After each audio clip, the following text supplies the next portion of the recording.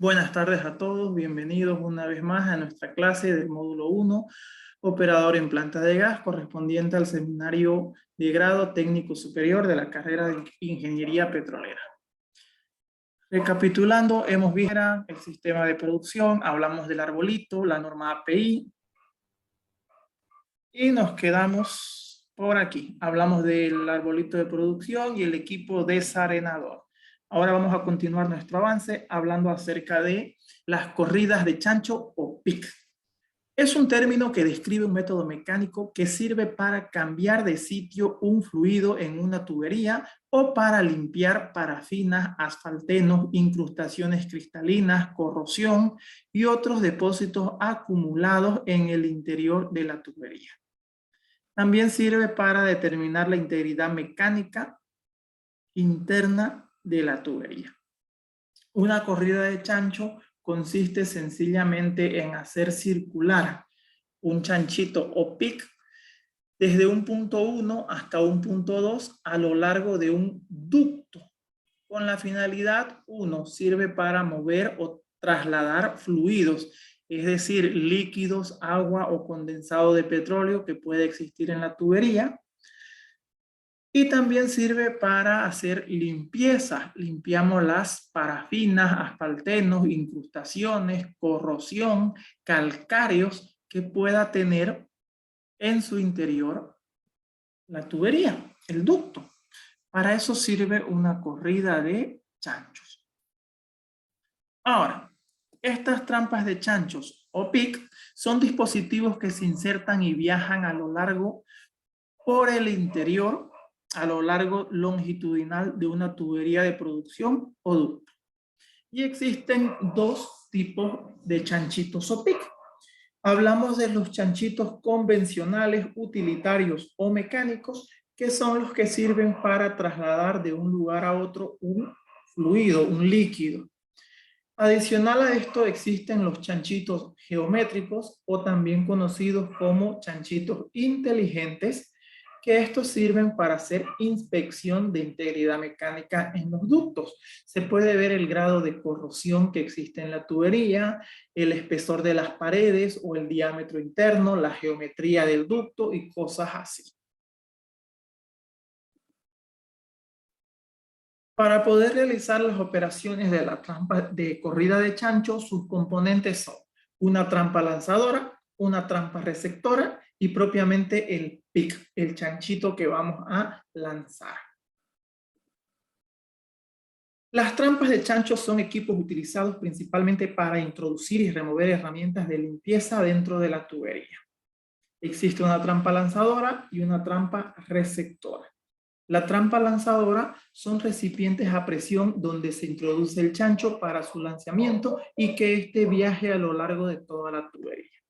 La trampa receptora se utiliza el mismo diseño que la trampa lanzadora, pero esta viene a ser un recipiente inverso. Este espera la llegada del chanchito, las incrustaciones, suciedades, corrosión y todo lo que pueda traer la corrida de chanchos. Por aquí podemos observar una trampa lanzadora y por aquí una trampa receptora. Entonces, tenemos un ducto con un flujo normal. Voy a sacar el lápiz. Ya. Por aquí un punto 1, por aquí un punto 2 en nuestra tubería. En operación normal, el fluido viene del punto 1 al punto 2 y luego del punto 2 se va, luego de ese punto 2 se va todo el ducto, 1 kilómetro, 10 kilómetros, 40 kilómetros, lo que dure el ducto hasta llegar a la trampa receptora. En flujo normal circula por aquí y se va.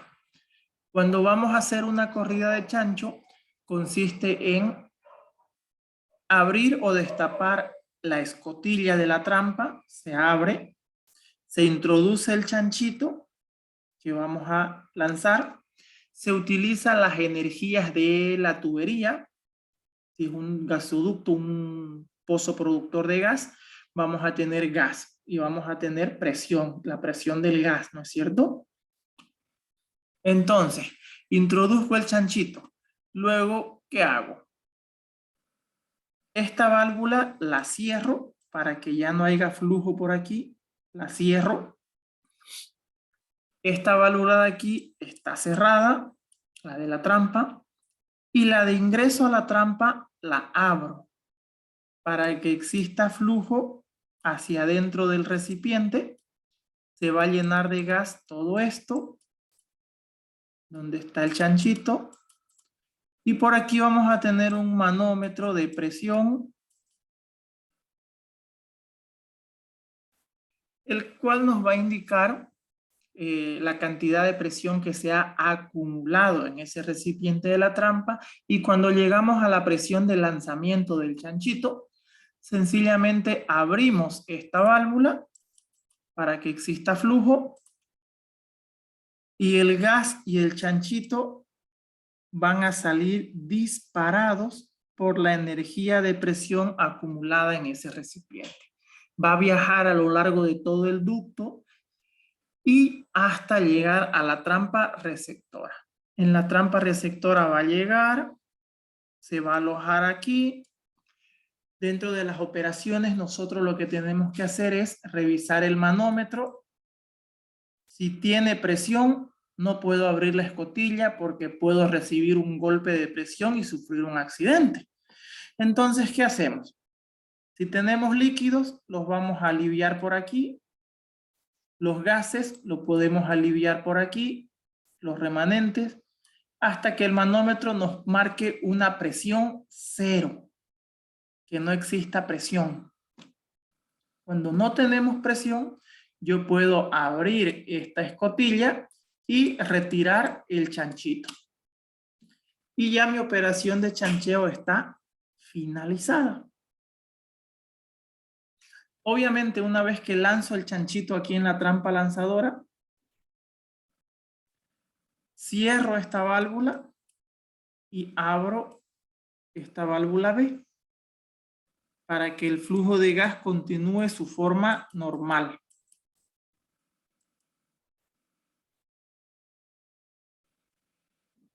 Y esa sería una operación de chancheo o una corrida de chancho. Les voy a compartir un video tutorial, un video interactivo donde se puede apreciar una corrida de chanchos. ¿De acuerdo?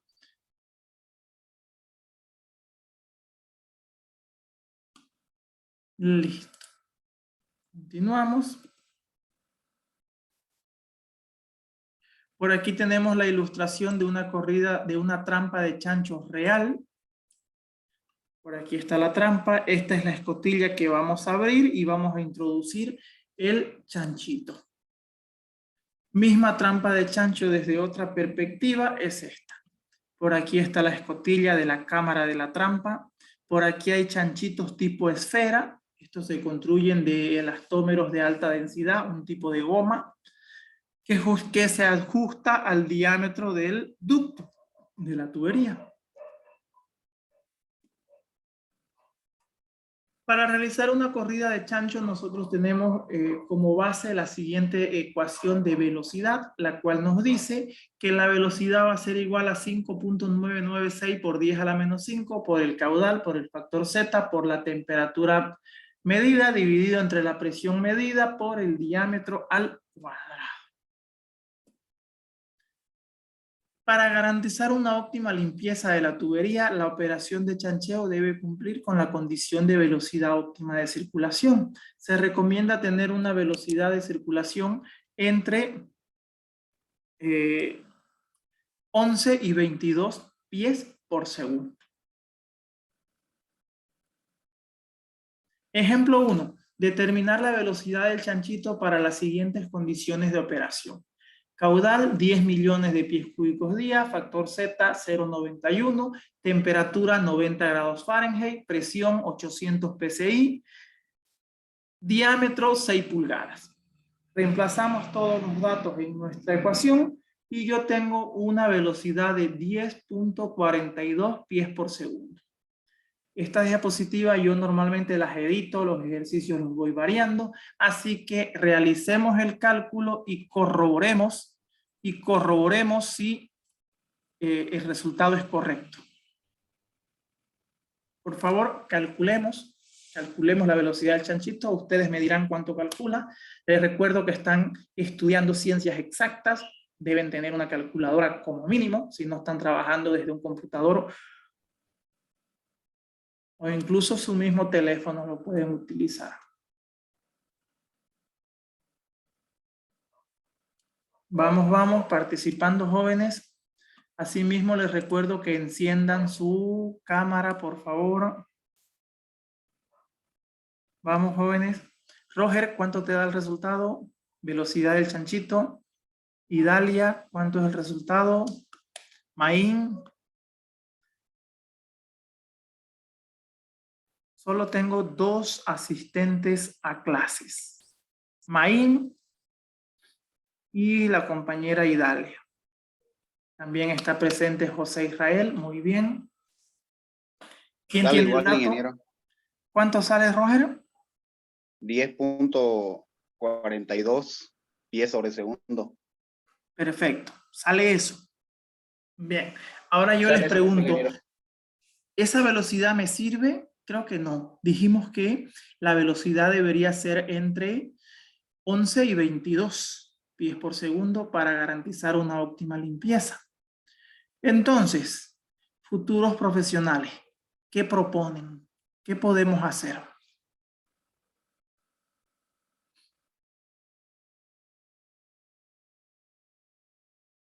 Tengo un ducto que va a ir del pozo hasta la planta de gas con 20 kilómetros de longitud.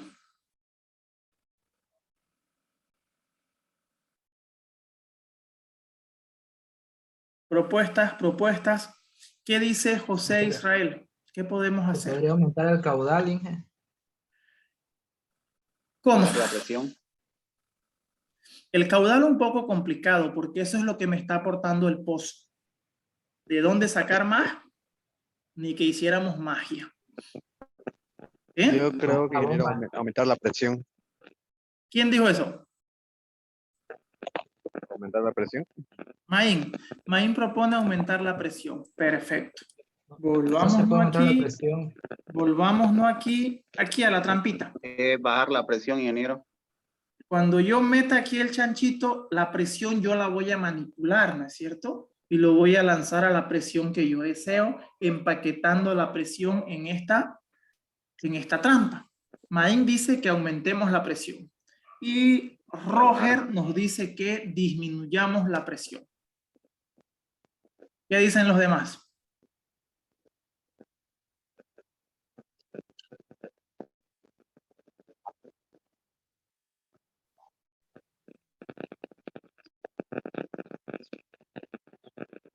Hagamos la dinámica con las 2 personas que participan en clases. Maín, calcula con una presión de 1000 psi. Roger, calcula con una presión de 500 psi. Roger dijo menos, Maín dijo más. Hagamos las pruebas. Aumentándole con 1000 la presión sale 8,33. ¿Quién dijo eso? Yo, Herman. Herman. Muy bien, Herman.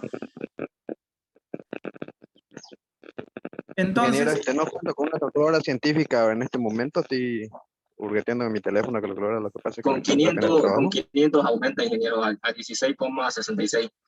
entonces, ¿a qué conclusión podemos llegar, Herman Montero? Disculpe, dijo que afectaba que sea mayor o menor la velocidad. La velocidad debe estar entre 11 y 22. Entonces, aumentar la presión.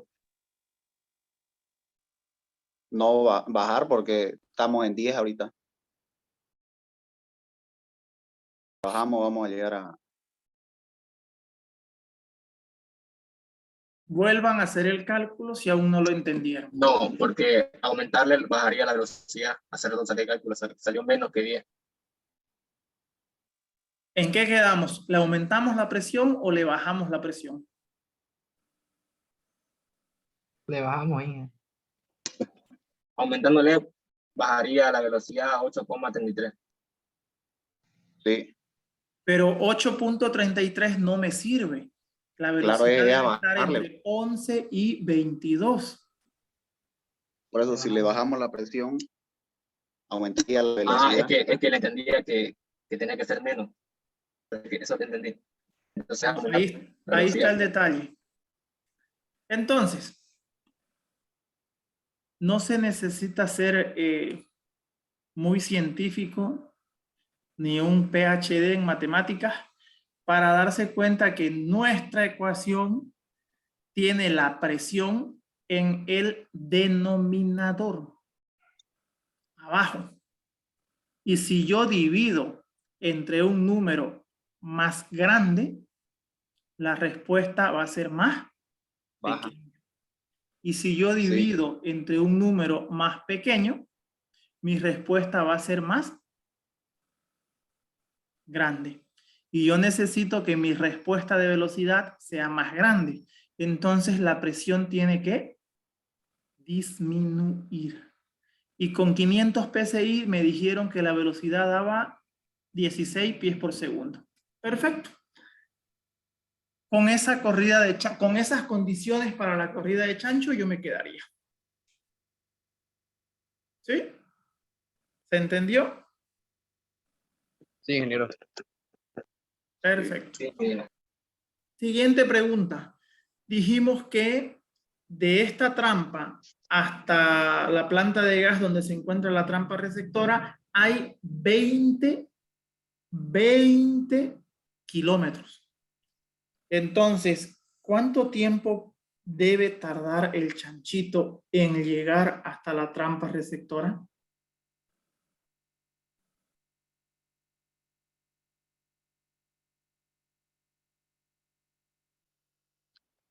¿cómo dio dinero? Dale. ¿Cuánto tiempo va a demorar en que el chanchito llegue a su destino?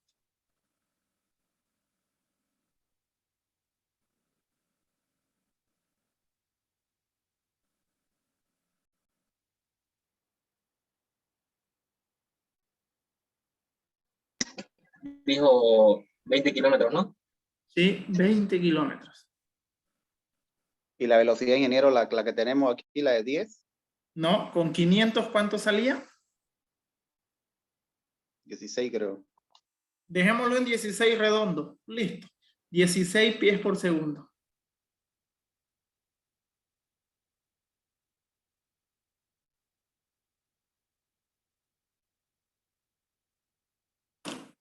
Vamos, jóvenes. Futuros profesionales, técnicos superior en petróleo.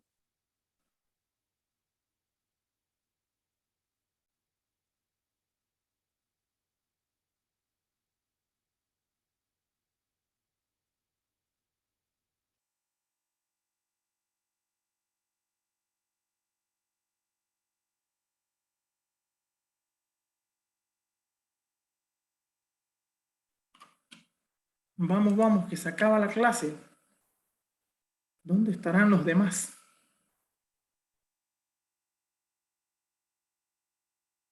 Maín, Según la fórmula, le saqué 3.952,81 segundos.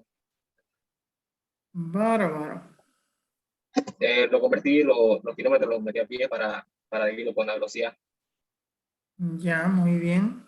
¿Y qué fórmula matemática utilizaste para que los demás compañeros entiendan?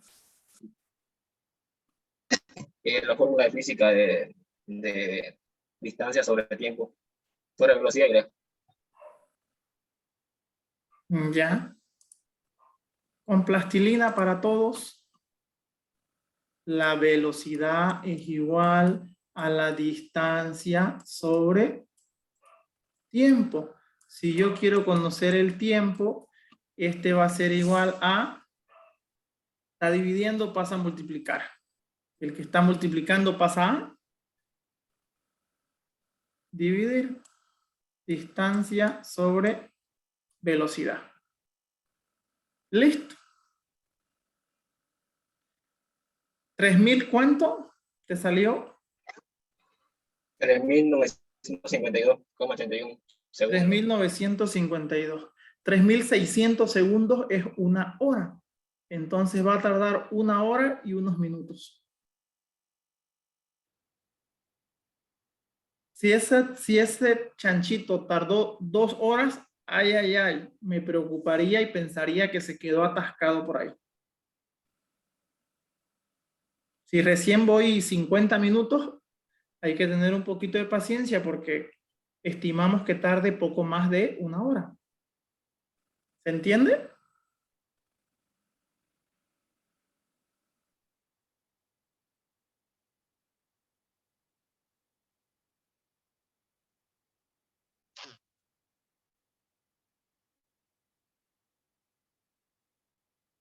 Bien. Voy a borrar esto.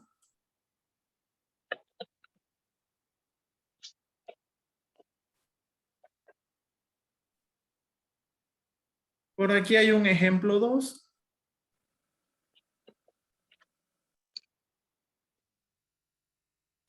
Disminuyendo la presión, se calculó 11.11.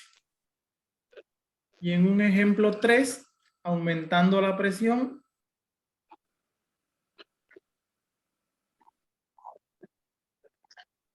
se deja ver que la velocidad disminuye. Lo mismo que hicieron ustedes mismos hace un momento, con valores más grandes. Clarísimo. Si aumento la presión, la velocidad va a disminuir. Si disminuyo la presión, va a aumentar la velocidad.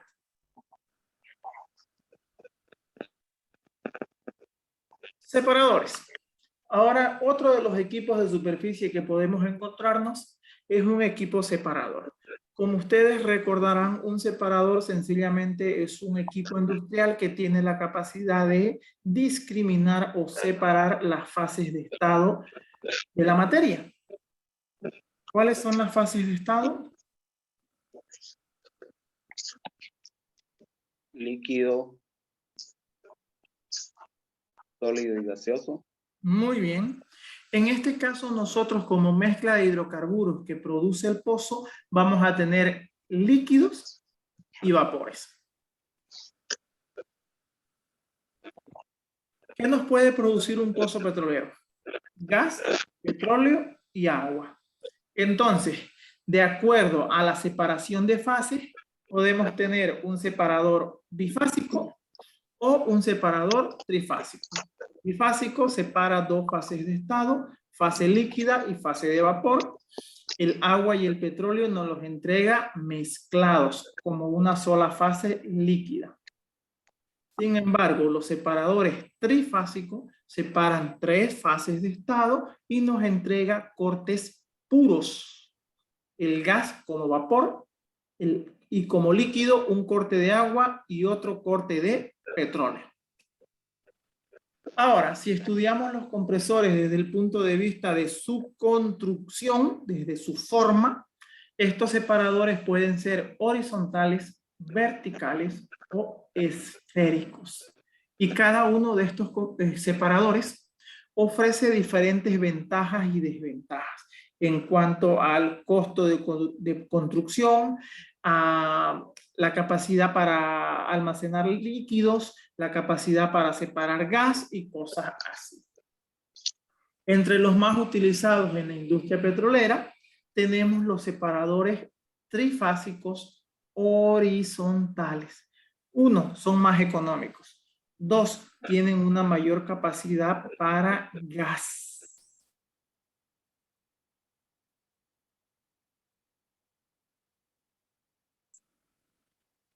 Por otra parte, de acuerdo a la utilización que se le da en las plantas de gas, los separadores pueden ser utilizados como un separador de producción o como un separador de prueba.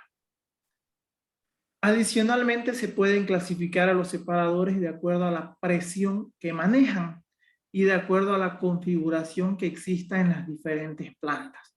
Por ejemplo, en una planta puede ser que tengamos una sola presión y todo se opera a un mismo nivel. En otras plantas de gas podemos tener drásticas diferencias entre los pozos y vamos a tener pozos de alta presión y pozos de baja presión. Por lo consiguiente, vamos a tener un separador de producción de alta presión y otro separador de producción de baja presión. Y así se va haciendo la configuración de la planta de acuerdo a las características y necesidades de cada campo petrolero. Ilustraciones fotográficas. Por aquí tenemos un separador vertical y por acá tenemos un separador horizontal. Esféricos no se utilizan en Bolivia. ¿Dónde se utilizan los separadores esféricos? En plataformas marinas. Tienen, uno de sus objetivos es de ahorrar espacios, ya que ahorran espacios en la plataforma marina. Recolección de gas. La recolección del gas la podemos hacer prácticamente de dos formas o dos maneras en un campo petrolero. Podemos realizar una compresión en cabeza del pozo o podemos realizar una compresión centralizada. Por ejemplo, ¿se recuerdan los mapas topográficos?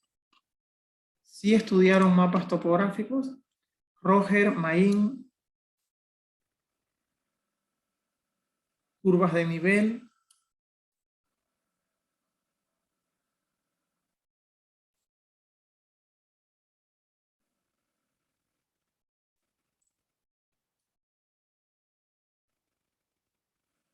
¿Sí? ¿No? ¿Quién dijo yo?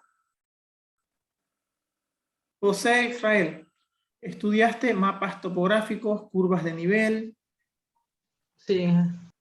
Perfecto. No es chino mandarín. ¿Han visto alguna vez algo así? Sí. Ya, Sí. perfecto. Entonces voy a hacer de cuenta que por aquí tengo un pozo 1, por aquí tengo un pozo 2, por aquí tengo un pozo 3, por aquí tengo un pozo 4, por aquí tengo un pozo 5. Listo. Y resulta que mi planta de gas está aquí.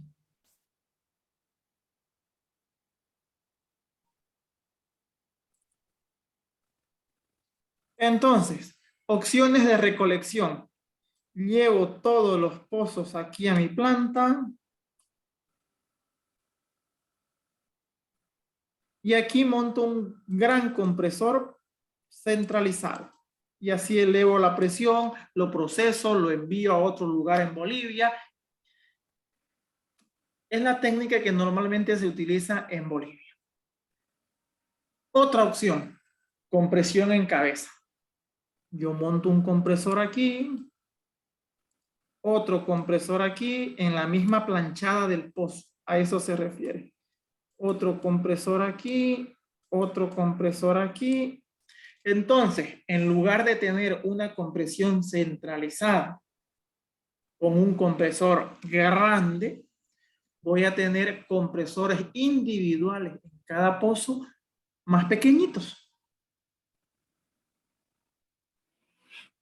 Y de esa forma vamos a entrar a estudiar lo que son los compresores y a determinar la potencia HP de un compresor.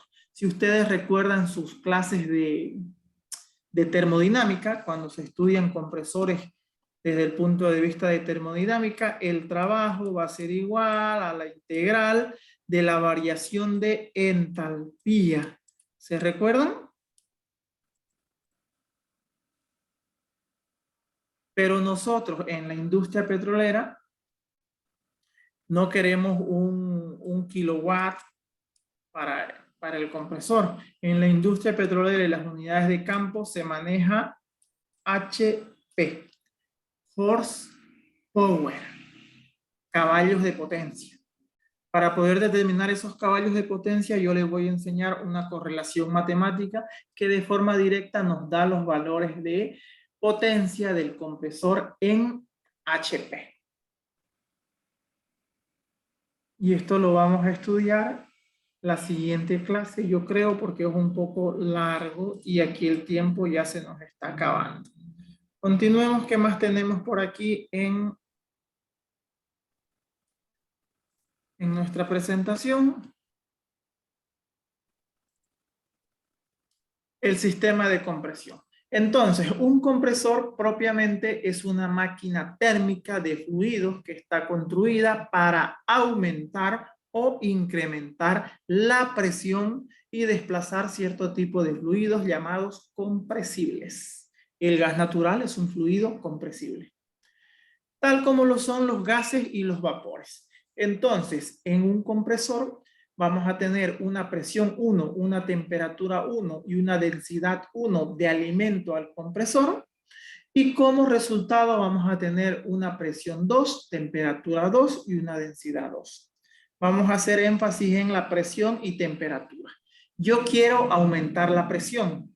Entonces, la presión 2 de salida del compresor va a ser una presión más alta. Va a subir. ¿Qué creen ustedes que va a pasar con la temperatura? Va a ingresar a una temperatura 1 y va a salir una temperatura 2. ¿La temperatura va a subir o va a bajar? Se va a mantener constante. Si fuera un proceso isotérmico, la temperatura se mantendría igual. Pero los compresores no son isotérmicos.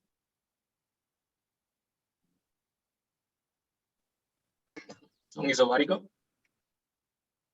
Isobáricos es iso igual bárico presión iguales presiones.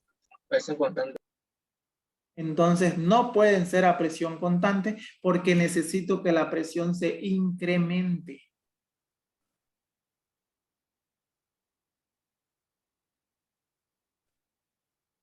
Tampoco puede ser un proceso isocoro a igual volumen, porque el volumen va a variar. Para comprimir el gas, yo comprimo el volumen y un volumen grande lo hago más pequeño. Entonces, ¿qué va a pasar con Bajaría la presión, bajaría la temperatura, diré. La Perfecto. temperatura. ¿Quién más? ¿Qué dice José Israel, Germán Montero, Henry Ruth? ¿Quiénes más están presentes por ahí? A ver, los que asisten a clase. Idalia.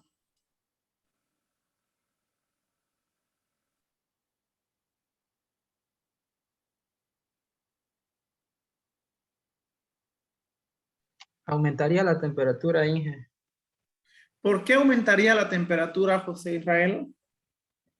porque según el proceso, bueno, según mi punto de vista, si aumentamos una temperatura, aumenta una presión también, digamos. Y ¿Por para qué? que, por el hecho de que va a pedir más trabajo tal vez para poder elevar un poco la presión en la compresora, digamos. Ya. No se olvide que ustedes estudian ciencia y tecnología. ¿Sí? Es una carrera científica lo que están estudiando. Y con una base científica debemos responder. Hace momentos atrás, en el cálculo de distancia, el compañero Montero nos dijo, ocupé la ecuación de física. Velocidad igual a distancia sobre tiempo. Perfecto. Eso es una base científica. Ahora, para demostrar si la temperatura sube o baja, nosotros tenemos las leyes de la química. La ecuación de estado, PV igual a nRT. Si es un comportamiento real, PV igual a ZNRT. Y ahí aparecen las leyes de Boyle, las leyes de Charles, la ley de... ¿Sí?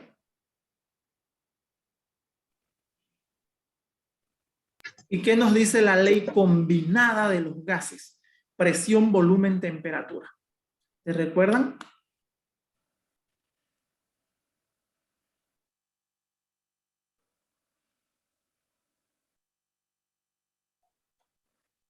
Los invito a repasar y estudiar un poquito, jóvenes. La ley general de los gases y la ley combinada que nos habla de presión, volumen y temperatura, nos dice lo Ahora que siguiente. permanece constante. Perdón, ¿me repite? Dice que la ley y la temperatura se permanecen constantes. Wow, permanece constante para un proceso isotérmico.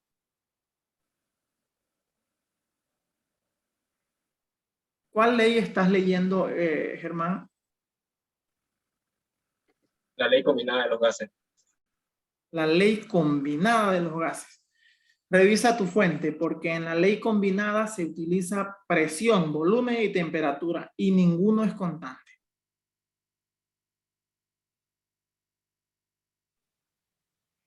Entonces van a encontrar algo así como esto. Si van a ser diferentes, por ejemplo, entra con una presión 1 y una temperatura 1, y para que supuestamente aquí se eleve la presión, la temperatura tiene que ser baja.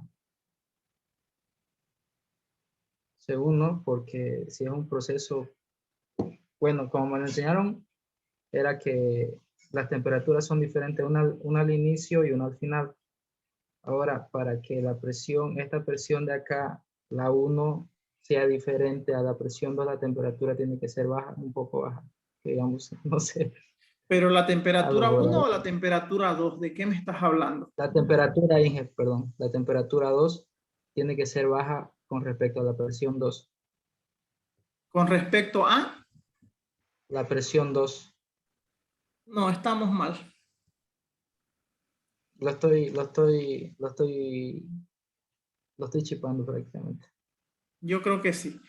En la ley combinada de los gases, presión, volumen y temperatura, el volumen y la presión se comportan inversamente proporcional. Es decir, si la presión aumenta, el volumen disminuye.